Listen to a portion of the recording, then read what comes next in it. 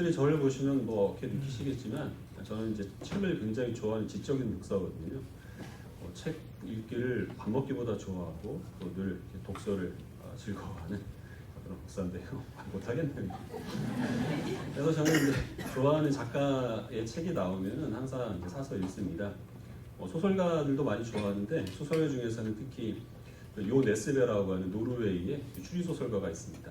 그 사람 책이 나오면 기다렸다가 항상 구입해서 사서 이제 다 읽었고, 신앙서적 가운데서는 팀 켈러 목사님을 요즘 좋아하거든요. 그래서 그분의 책이 나오면 또 있는 대로 사서 다 읽습니다. 지금 이제 여러분 중에 좀 까칠하신 분들은 제가 지금 말씀드린 작가들을 기억하고 계시다가 이제 그분들이 그 출판된 책 목록을 다 조사를 해와가지고 저하고 대질신문을 할 겁니다. 정말 다 읽었는지 그 책 내용을 다 물어보고 대답 못하면 어떻게 목사님이 강단에서 거짓말을 할 수 있습니까? 이렇게 따지실 텐데 그런 분은 안 계시겠죠. 왜냐하면 제가 다 읽었다라고 얘기를 할 때는 정말 그 모든 책을 다 읽었다는데 제가 중점을 두고 얘기를 한 것이 아니고 평소에 그분들 책을 좋아한다라는 걸 강조하기 위해서 약간의 과정법을 보태서 다 읽었다라고 얘기하는 걸 저도 알고 여러분도 알고 있기 때문입니다. 과정법이라는 건 거짓말이 아니죠. 과정법은 서로 약속 가운데서 오해하지 않을 범위 내에서 사실을 약간 왜곡함으로 특정 부분을 강조하려고 할 때 사용하는 어떤 대화의 기술 가운데 하나입니다. 그래서 우리도 알게 모르게 과정법을 상당히 많이 쓰고 있습니다. 그런데 성경에는 우리가 생각하는 것보다 훨씬 더 많은 과정법이 수사법의 일종으로 사용되고 있습니다. 그래서 어떤 학자들은 성경에 나오는 숫자들을 절대적으로 신뢰해서는 안 된다, 과장이 많이 섞여 있다, 이렇게 주장하는 사람도 있고요. 또 그렇지 않다고 하더라도 성경에서 말하는 극단적인 표현 가운데서 과장법을 사용하는 부분들이 많습니다. 예를 들어 뭐 온 천하 그러면 정말 온 천하가 아니라 로마 제국이 다스리고 있는 지역, 이렇게 그 전부가 아닌 일부 가운데 상당히 많은 부분, 이런 것을 이 전부 또 모두 이런 식으로 표현하는 경우가 많이 있다는 겁니다. 그래서 그런 것을 분별을 해서 우리가 어떤 단어에 너무 절대적인 의미를 부여하지 않고 성경 전후 문맥과 교리에 비추어서 해당 본문을 해석하지 않으면 상당히 심각한 오해를 할 수가 있습니다. 오늘 우리가 읽은 본문이 바로 이제 거기에 해당하는 이제 부분입니다. 내용이 조금 어려운데요. 사실 최악의 조건이죠. 새벽까지 축구 보셨죠? 져서 기분 나쁘죠? 설교 어렵죠? 그렇지만 여러분들의 수준을 믿기 때문에 한번 뚫고 지나가 보도록 하겠습니다. 지금까지 바울은 복음을 증거했습니다. 우리가 죄인 되었을 때 예수님께서 우리를 위하여 예수님을 십자가에 죽게 하심으로 우리에 대한 사랑을 확증하셨습니다. 우리의 죄를 용서하셨을 뿐만 아니라 자녀 삼아 주시고 하나님 나라의 상속자로서 모든 은혜와 혜택들을 우리들에게 베풀어 주신 것입니다. 로마서를 읽고 있는 사람들 가운데서는 이런 이 복음, 은혜로 말미암은 구원, 그런 것에 대해서 적지 않게 당황할 사람들이 있습니다. 왜냐하면 이방이든 유대인이든 이 당시 사람들은 이 구원이라고 하는 것이 은혜로 주어진다, 값없이, 조건 없이, 대가 없이 베풀어진다라는 것을 전혀 생소한 개념으로 받아들일 수밖에 없는 환경 가운데 살고 있기 때문입니다. 이들은 늘 구원이 자기가 무엇인가를 치열하게 이루어내야만 쟁취할 수 있는 것으로 여겼고, 신의 사랑을 받는다라는 것은 그런 지극히 이 많은 열심을 가지고 신을 감동시킨 사람에게만 주어지는 혜택으로 여겼는데, 바울은 구원이 조건 없이 하나님의 은혜 가운데서, 그리고 하나님께서는 죄인인 우리를 먼저 사랑하심으로 은혜와 사랑을 베푸신다라고 얘기를 하니까 믿어지지가 않는 거죠. 로마서를 보면 보이지 않는 하나의 가상적인 질문을 바울이 던져놓고 거기에 대해서 대답을 하는 식으로 이어가는 경우가 많은데, 지금 우리가 읽은 12절과 그 앞에 있는 11절 사이에도 하나의 질문이 있다고 생각을 하면 이해하기가 쉽습니다. 어떻게 예수께서 십자가에 죽으신 그 단순한 사건을 가지고 하나님께서는 그렇게 많은 은혜를 우리들에게 베풀어 주실 수 있습니까? 믿어지지가 않습니다. 거기에 대한 바울의 답으로 우리가 읽은 본문을 바울이 이제 읽고 있는 것인데요. 바울이 하는 말은 아담을 생각해봐라 라는 것입니다. 우리 12절 말씀을 잠깐 보시면, 그러므로 한 사람으로 말미암아 죄가 세상에 들어오고 죄로 말미암아 사망이 들어왔나니 라고 말하고 있습니다. 이 한 사람이 바로 아담입니다. 아담이 에덴 동산에서 타락한 후로 세상에 죄가 들어오게 되었죠. 그래서 사람은 하나님과의 교제가 끊어지는 것을 즐겁게 여기고 자기 스스로 하나님이 되려고 하나님을 대적합니다. 땅도 부패하여서 가시와 엉겅퀴를 내서 사람이 땀 흘리고 수고한 그 소득을 있는 그대로 받아들일 수가 없습니다. 부모가 아이를 낳는 것에도 많은 고통이 동반되어야 되는 그런 세상이 되고 말았습니다. 세상이 그렇다 보니까 사람들 사이에도 문제가 생깁니다. 서로 죽고 죽여서 그래서 경쟁에서 이겨야만 살아남는 그런 세상이 된 것이죠. 그런데 그렇게 해서 모든 경쟁자들을 다 물리치고 혼자 살아남았다고 하더라도 그 사람조차 언젠가는 흙으로 돌아갈 수밖에 없는 겁니다. 죄로 인하여서 들어온 그 사망이 온 세상을 다스리게 되었다라는 것이 지금 바울이 하고자 하는 말입니다. 그렇게 해서 이 사망이 이 세상 가운데 들어와 많은 영향을 끼치게 되었는데, 근데 바울이 말한 이 모든 사람이 죄를 범함으로 사망에 이르게 되었다는 말에 또 동의하지 않은 사람들이 있습니다. 특히 유대인들이 그렇습니다. 유대인들은 자기네들이 율법을 지키기 때문에 죄를 범하지 않는다. 그래서 우리는 거룩한 하나님의 백성이다. 이렇게 여기고 있는 상태에서 그리스도를 믿어 그리스도에 된 것이거든요. 그래서 이들은 내가 율법을 지키는데 내가 왜 죄를 범함으로 사망에 이르게 되었느냐라고 의문을 제시할 수 있습니다. 그래서 바울은 그 율법이 언제 생겼는지를 생각해 보라고 얘기를 하는 겁니다. 율법은 모세 때 선포가 된 겁니다. 그럼 모세 이전에 살았던 사람들, 즉 창세기에서 일어났던 그런 모든 일들은 다 율법이 없는 상태에서 저질러진 일들이기 때문에 그것은 죄가 되지 않느냐 하면 그렇지 않죠. 가인과 람에게의 살인, 소돔과 고모라의 타락, 그 외에 우리가 창세기를 살펴본 그 많은 혼란스럽고 추접한 그런 모든 행동들도 율법이 선포되기 이전이지만 그것은 하나님께서 죄로 정하신 죄악이라고 하는 것입니다. 그래서 율법이라고 하는 것은 죄를 잊게 만들거나 없애는 것이 아닙니다. 무엇이 하나님의 뜻에서 어긋난 죄인지를 명백하게 지적하는 역할만 하는 것뿐이죠. 그래서 사람은 죄를 범해서 죄인이 되는 것이 아니라 아담의 후손으로 태어났기 때문에 죄를 범할 수 없는 성품을 타고나서 그래서 죄인이기 때문에 죄를 범하는 것입니다. 우리가 죄인 된 증거는 내가 율법을 어긴다는 사실로 입증되는 것이 아니고 내가 언젠가는 죽게 되는 것, 그것이 우리가 하나님께서 아담에게 저주로 정하신 그 죄의 결과를 우리가 당하게 됨으로써 내가 죄인이라는 사실을 드러내는 증거가 된다는 것이죠. 그리고 바울은 이제 그 아담이 오실자의 모형이라 이렇게 말하고 있습니다. 오실자는 누구시겠습니까? 부끄러우세요? 예수님이시죠. 이 아담이 예수님의 모형이라는 말은, 모형이라고 하는 것은 그 원래 그 실체를 비슷하게 만들어 놓은 것이죠. 그래서 비슷한 부분이 있지만 실체 자체는 아닙니다. 다른 부분도 있는 겁니다. 아담과 예수님 사이의 같은 점은 한 사람 한 분으로 인하여서 막강한 영향력이 그 뒤를 따르는 후손들에게 미치게 되었다라는 것입니다. 근데 다른 점이 더 중요한데, 다른 점이 무엇이냐면 아담이 끼친 막강한 영향력은 죄와 사망이죠. 그러나 예수님께서 끼치신 막강한 영향력은 은혜와 생명이라는 것입니다. 15절 말씀을 다시 한번 보겠습니다. 같이 읽겠습니다. 시작. 그러나 이 은사는 그 범죄와 같지 아니하니 곧 한 사람의 범죄를 인하여 많은 사람이 죽었은즉 더욱 하나님의 은혜와 또한 한 사람 예수 그리스도의 은혜로 말미암은 선물은 많은 사람에게 넘쳤느니라. 한 사람의 범죄를 인하여 많은 사람이 죽었다. 이것은 곧 아담으로 인하여서 그 사망의 영향력으로 모든 사람이 죽게 되었다는 뜻이죠. 그러나 한 사람 예수 그리스도의 은혜로 말미암은 선물은 많은 사람들에게 넘쳤느니라 라고 이렇게 말씀하고 있습니다. 15절에서 지금 많은이라고 하는 형용사가 두 번 쓰였습니다. 한 번은 아담에게 적용이 되고 한 번은 예수님께 적용이 되죠. 같은 단어가 쓰였기 때문에 같은 의미로 사용을 했느냐 하면 같은 단어로 쓰였지만 다른 의미입니다. 아담에게 적용된 모든은, 이 많은은 모든이라는 뜻입니다. 아담이 죄를 범함으로 모든 사람이 다 사망의 그 권세 아래서 종로를 탈 수밖에 없게 된 것입니다. 그러나 예수님께서 행하신 십자가의 구원의 은혜를 받은 사람은 전부가 아닙니다. 이 사람들은 하나님께서 택하신 자들, 17절에 보면 이제 이런 사람들에 대해서 더욱 하나님의 그 은혜와 의를 넘치게 받은 사람들로 제한하고 있는데, 오직 그 사람들만이 이 예수 그리스도의 은혜와 생명의 영향력 가운데서 다시 부활하게 되고 영생의 은혜를 누리게 되었다라는 것입니다.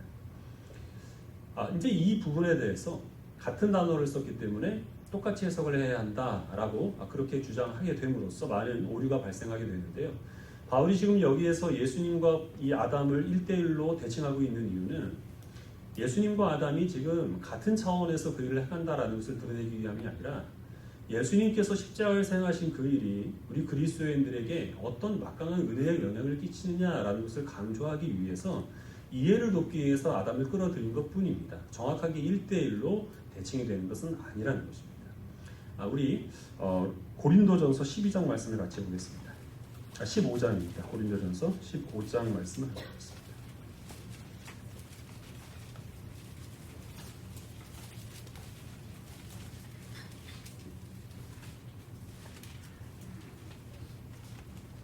20절부터 24절까지 교독하겠습니다. 고린도전서 15장 20절부터 24절까지 20절을 제가 먼저 읽고 한 절씩 교독하겠습니다.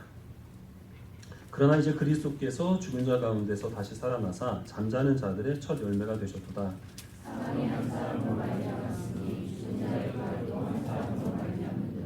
아담 안에서 모든 사람이 죽은 것 같이 그리스도 안에서 모든 사람이 삶을 얻으리라.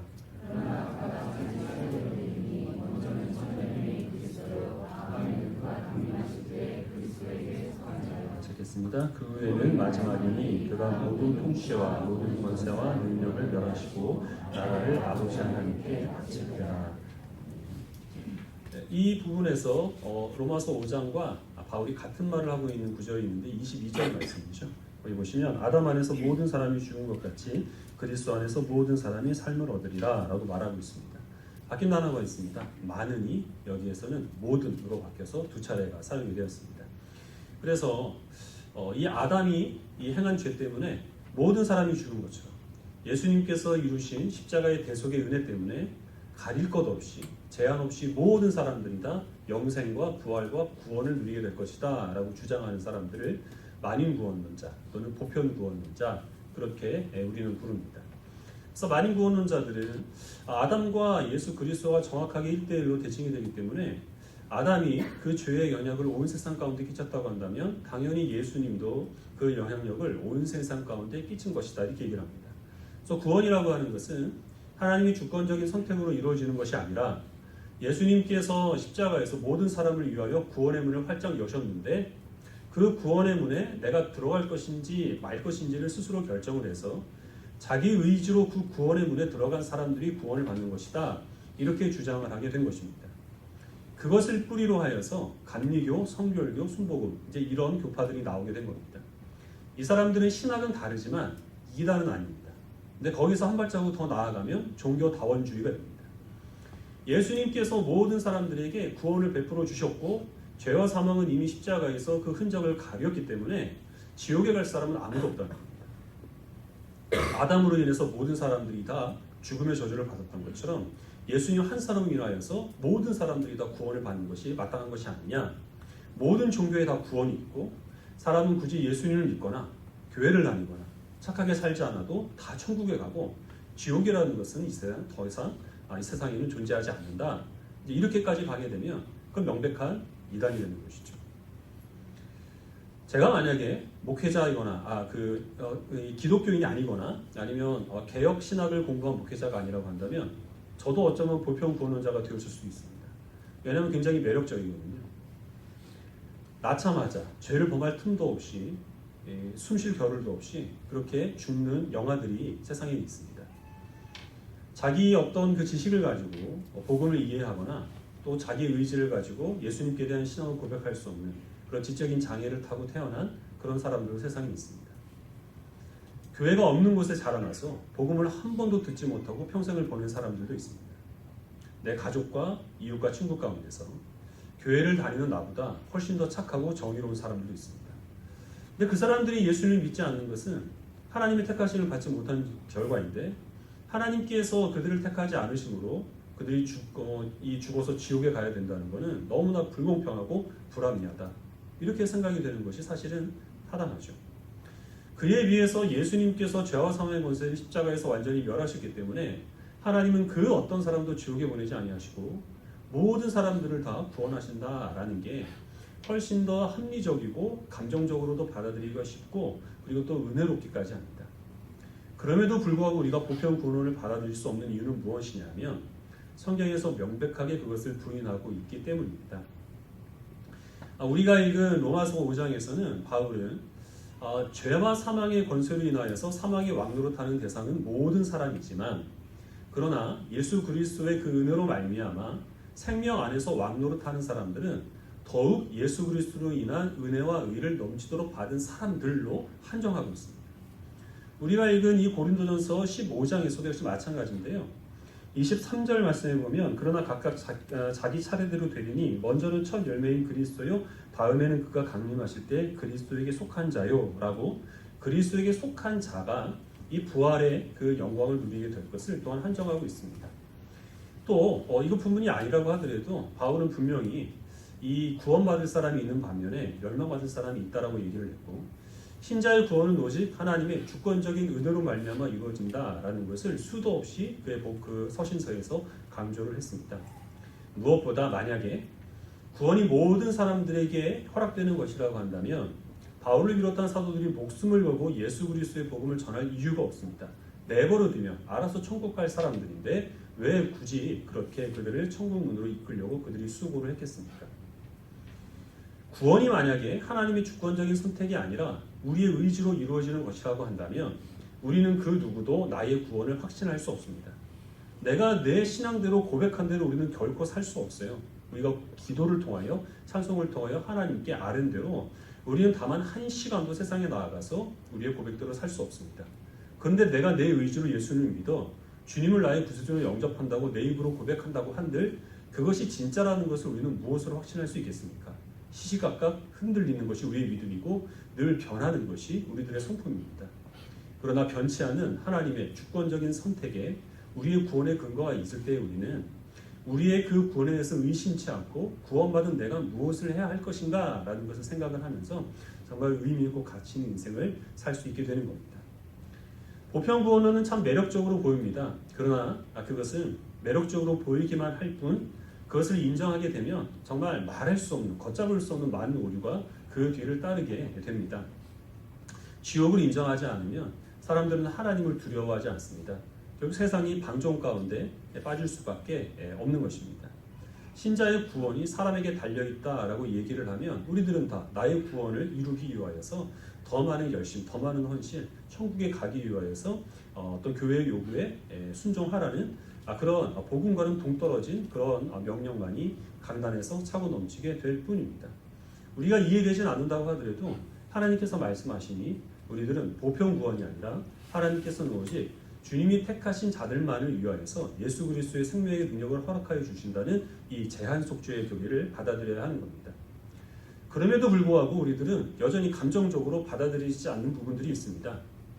어떻게 해서 낳자마자 죄를 범할 틈도 없이 죽은 그 영아들을 하나님께서 지옥에 보낼 수 있을 것인가?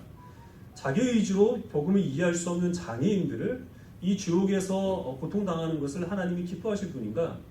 내가 사랑하는 나의 가족, 나의 이웃, 나의 친구가 다만 그가 예수님을 믿지 않는다는 이유로 평생 착하고 정직하게 살았는데 지옥에서 그가 고통당해야 된다는 것을 나는 받아들일 수가 없다라고 생각하시는 분들이 분명히 있을 겁니다. 저도 마찬가지입니다. 로마서 우리 5장 다시 돌아가 보겠습니다.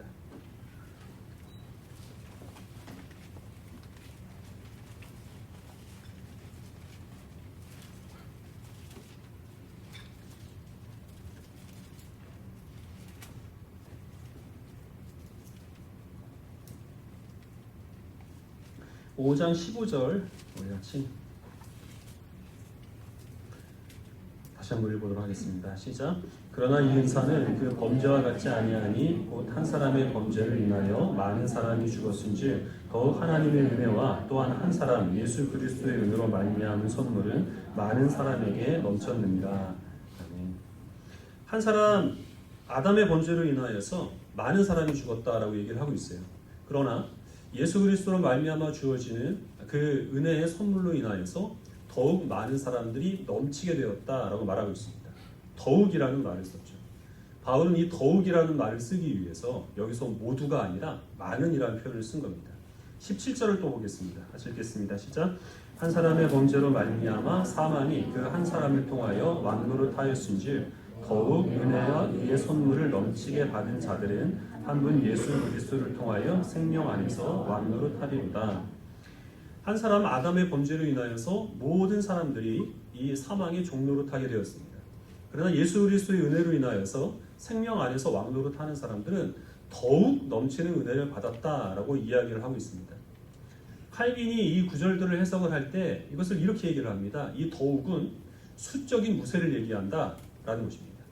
그래서 이게 아담의 죄의 저주로 인하여서 멸망받은 사람들보다 예수 그리스도의 구원의 은혜로 인하여서 영생을 누릴 사람의 숫자가 월등히 많다, 이렇게 해석을 한 겁니다. 칼빈의 뒤를 이은 또 찰스 하치라고 하는 이 칼빈 법문가는 또 위대한 신학자가 있습니다. 그분도 똑같이 해석을 하고 무슨 말을 덧붙였느냐 하면, 구원받을 사람에 대해서 구원받지 못하는 사람의 비율은 일반적인 사회에서 일반 시민 가운데 수감자의 비율과 같다, 이렇게 얘기를 합니다. 우리나라에서 수감자의 비율은 전체 인구 가운데 1000명 중에 1명꼴입니다. 쉽게 얘기를 하면 1000명이 구원받아 천국 가는 동안에 한 사람만 지옥 간다. 하나님께서는 지금 이 구절을 통해서 말씀하고 계신다는 것입니다. 사망의 권세는 무섭지만 그러나 아담으로 인한 이 죄의 저주보다 예수 그리스도로 인하여 우리들에게 베풀어 주시는 하나님의 은혜와 생명의 능력이 월등히 강력하다라는 것을 하나님께서는 말씀하고 계신다는 것입니다. 그분들이 지금 해석한 이 더욱이라 하는 것이 수적인 우세가 맞느냐라면 아닐 수도 있습니다. 사람이 다 완벽한 것은 아니니까요. 분명한 게 무엇이냐면 죄는 사망을 이길 수가 없고 은혜는 죄를 항상 압도한다라는 것입니다. 그래서 우리는 이 믿음을 가지고 우리의 당면한 현실들을 살펴야 될 필요가 있습니다. 우리가 믿음으로 구원받는다는 것은 믿음을 조건으로 해서 하나님께서 우리를 구원하신다는 뜻이 아니죠. 구원이라고 하는 것이 인간의 행위가 아니라 하나님의 그 주권적인 섭리에 달려있다라는 게 우리가 믿음으로 구원받는다라는 고백에 담겨있는 신앙의 요소입니다. 그러나 우리가 생각하기에 지옥 가서는 안 되는 사람, 우리가 생각하기에 하나님께서 그를 지옥에 보내서는 안 되는 사람들에 대해서 우리보다 더 사랑이 충만하신 하나님께서 더욱 큰 은혜를 베풀어 주시사 그들을 위한 어떤 대책들, 우리는 알 수 없지만 그것들을 세워두심으로 그들이 지옥에서 고통당하는 것을 하나님께서 어떤 식으로든 막고 계신다는 사실을 우리는 어렴풋이나마 기대할 수 있는 것입니다.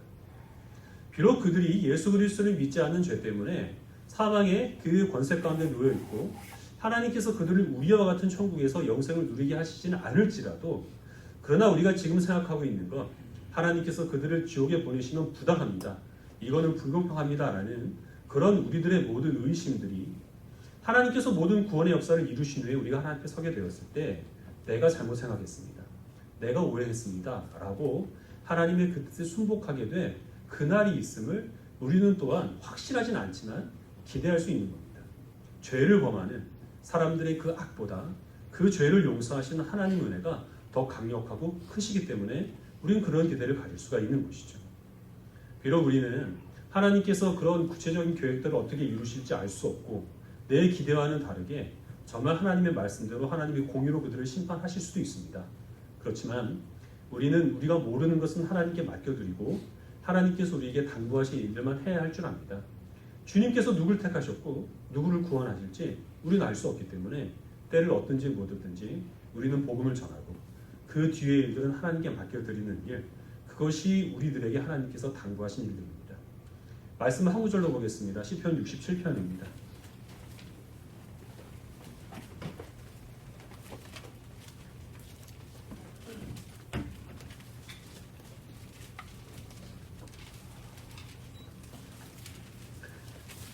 구약성경 848페이지 시편 67편 말씀 1절을 제가 먼저 읽고 7절까지 기록하겠습니다.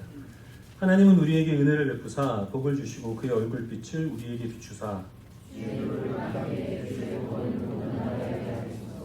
하나님이여 민족들이 주를 찬송하게 하시며 모든 민족들이 주를 찬송하게 하소서.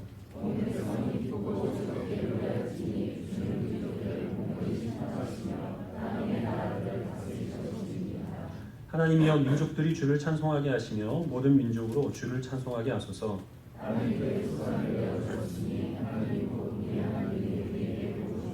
찾겠습니다. 하나님이 우리에게 복을 주시리니 땅의 모든 끝이 하나님을 경외하리로다. 아멘. 하나님의 복을 구하는 기도로 이루어져 있는 시편 찬송입니다. 하나님께서 이스라엘 백성들에게 그 은혜를 베풀어 주시고 영광의 광채를 비추어 달라라고 이렇게 요청을 하고 있습니다. 그런데 이 요구는 이스라엘 백성들에게만 한정되지 않고 온 세상을 향하고 있습니다.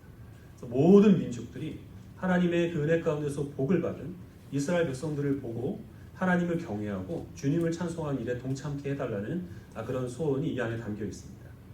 그래서 땅의 모든 끝이 여호와 하나님을 기억하고 돌아오며 지금은 하나님을 대적한 그런 이방인들이 회개하여 하나님의 백성이 되는 은혜를 누리게 될 그날을 기대하고 있습니다. 하나님께서 이 세상의 통치자와는 다른 그런 공평과 정의로 세상을 심판할 또한 그날을 이 시편 기자는 바라보고 있으며 지금은 땅이 저주를 받아서 토지 소산이 우리를 배반합니다.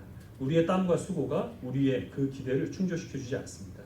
그러나 하나님께서 이루실 그날에는 사람들이 수고한 대로 노력한 대로 땀 흘린 대로 그 모든 대가들을 있는 그대로 받을 수 있는 그날이 이루어지기를 간절히 시편 기자는 소망을 하고 있는 겁니다. 하나님께서는 예수 그리스도의 이 죽음을 이기시는 생명의 능력으로 이 시편 67편에서 기도로 간구한 이 시편에 있는 모든 약속들을 이루실 것을 우리들에게 확신시켜 주셨습니다. 그런데 지금 우리 이 살아가고 있는 현실을 보면 과연 이 시편 67편에 있는 이 찬송이 이루어지고 있는가라는 것을 돌아보았을 때 사실 의심이 드는 것이 사실입니다. 과연 많은 이방인들이 지금 하나님께로 돌아오고 있느냐? 기독교인의 인구는 조사하는 기관마다 좀 다르기는 하지만 전 세계 인구 가운데서 6%를 약간 넘는 정도라고 합니다.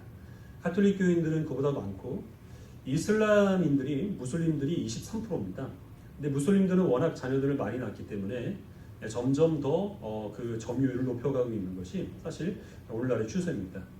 우리나라의 현실을 보면 생기는 교회보다는 문 닫는 교회가 더 많습니다. 특히 그 저출산 그리고 또 기독교에 대한 어떤 사회적인 부정적인 그런 관점 그런 것들 때문에 전체 교회 가운데서 절반 이상이 주일학교가 없다고 합니다. 교회 안에 있는 어린아이들은 그들이 나이를 먹고 또 키가 자라나면서 점점 더 하나님께서 보시기에 아름다운 모습으로 성장을 하느냐 반대로 가는 경우가 많죠. 어렸을 때 교회 열심히 다니고 하나님 잘 믿던 사람들이 나이를 먹으면서 점점 세상과 가까이 하는 그런 일들을 우리가 또한 많이 목격을 합니다. 우리가 살아가고 있는 현실은 어떻습니까? 김경 권사님 무사히 돌아오셨습니다. 우리 박수로 축하드리겠습니다. 헝가리에서 선박사고 났을 때 정말 깜짝 놀랐습니다. 감사하게도 또 그 권사님 그 사고에 해당되지 않았지만 하필 그 사고가 났 딱 그 시간에 헝가리에 계셨기 때문에 그러나 그 가운데서 이 화를 면하지 못하고 죽은 사람들이 있습니다. 대부분 가족도 아닙니다. 너무나 안타까운 일이죠. 그런 것을 보면서 우리들은 여전히 죄와 사망의 권세가 세상 가운데 기승을 떨치고 있다는 것을 확인하게 되죠. 우리 개인적인 삶 속에서도 사고, 병환, 가족의 어떤 아픔 그런 것으로 인하여서 고생하고 있는 그런 분들이 많습니다. 땅은 여전히 가시와 엉겅퀴를 해서 우리 성도님들 열심히 수고하시고 밤낮으로 땀을 흘려서 많은 노력을 하시는데 그에 합당한 대가들이 있는 그대로 돌아오지 않아서 지금 허무한 인생을 살고 있는 것이 아닌가라고 그렇게 여겨지고 있는 그런 분들도 또한 많이 있을 줄 압니다. 이런 것을 생각을 하면 정말 구원하시는 하나님의 능력이 이 죽음을 이기시는 그 죽음을 이기시는 그런 강력한 능력으로 우리들에게 많은 은혜를 베풀어 주고 있는가 의심이 드는 것이 사실이죠. 우리들은 그럴 때 이 로마서가 기록되었던 그때 당시의 상황으로 다시 돌아갈 필요가 있습니다. 로마서가 기록되었던 때는 예수님께서 승천하신 후에 11명의 사도를 중심으로 해서 오순절 성령 강림 사건 이후에 몇몇 성도들이 열심히 복음을 증거한 결과 예루살렘과 로마를 비롯한 많은 곳에 교회가 세워졌을 때입니다. 많은 곳에 교회가 세워졌다고 해도 그러나 세상 사람들이 보는 그리스도인들에 대한 관점은 미미한 존재입니다. 유대교에서 갈라져 나온 한 분파이고 시간이 지나가면 언젠가는 소멸되어 버릴 아무런 신경 쓸 가치가 없는 그런 미미한 존재들이 바로 그리스도인이었다고 하는 겁니다. 그로부터 2000년이 흘렀습니다. 지금 우리가 살아가고 있는 이 세대에는 분명히 2000년 전 바울이 로마서를 썼을 때보다 훨씬 더 시편 67편에서 약속하신 이 영광스러운 나라에 한 발자국 두 발자국 가까이 갔음에 분명하죠. 로마서가 기록되었던 당시 그 어떤 시편 67편의 그 약속이 이루어질 만한 어떤 소망도 보이지 않았을 때 바울은 담대하게 지금 세상을 주장하고 있는 죄와 사망의 관세보다 예수님이 십자가에서 우리에게 보여주신 생명과 은혜가 더 강력하다라는 것을 자신 있게 선포를 했고 그 바울의 증거가 오늘 우리가 살아가고 있는 세상 가운데서는 조금 더 실체에 가까워오도록 그렇게 구체화된 것이 사실이라고 하는 것입니다. 비록 우리는 지금 우리가 몸담고 있는 현실이 암담하게 여겨질 수가 있습니다. 내가 장래를 보았을 때 내가 생각하는 장래는 기대보다는 염려가 더 우리를 덮치고 또 힘들게 할 수가 있습니다. 그러나 우리가 아무리 오래 산들 하나님의 구원 역사에 비하면 우리는 지극히 짧은 한순간을 살 뿐입니다. 우리가 비록 우리의 눈으로 하나님의 그 역사가 시편 67편의 약속을 이루는 것을 보지 못한다고 하더라도 우리 이후에 하나님께서 또 다른 어떤 은혜의 역사를 일으킬지 우리는 예상할 수 없는 것이고, 그러나 하나님께서 반드시 약속으로 이 말씀을 허락하여 주셨기 때문에 우리는 하나님께서 말씀하신 대로 세상에 있는 모든 족속 가운데 하나님이 택하신 자들이 지금은 하나님을 대적하여도 언젠가는 하나님의 은혜 가운데서 주님을 찬송하고 하나님의 은혜를 사모하게 될 그날이 오리라는 것을 우리는 확신할 수 있습니다. 지금은 죄가 다스리고 사망이 우리를 힘들게 해도 의로운 제사장이 되시는 하나님께서 의와 공평과 은혜로 우리를 통치하시게 될 그날이 이 땅 가운데 실현되리라는 사실을 우리는 또한 의심치 않고 확신할 수가 있다라는 것입니다. 하나님께서 우리들에게 믿음을 주셨습니다. 예수 그리스도께서는 아담과 같지 않으십니다. 예수님은 아담의 실체가 되십니다. 예수 그리스도께서는 아담보다 위대하십니다. 하나님께서 예수 그리스도를 통하여 우리들에게 베풀어 주신 은혜의 선물은 아담이 세상 가운데 끼친 그 죄의 연약보다 훨씬 더 강력합니다. 결코 사망은 생명을 이길 수가 없습니다. 결국 이기는 것은 그리스도께서 우리에게 주신 생명의 역사라는 사실을 기억하시길 바랍니다. 그 믿음으로 현실이 암담하게 이루시고 장래가 어떤 기대보다 염려로 다가온다고 하더라도 세상을 믿음으로 이기는 모든 성도들이 되시기를 주님의 이름으로 축원합니다. 기도하겠습니다.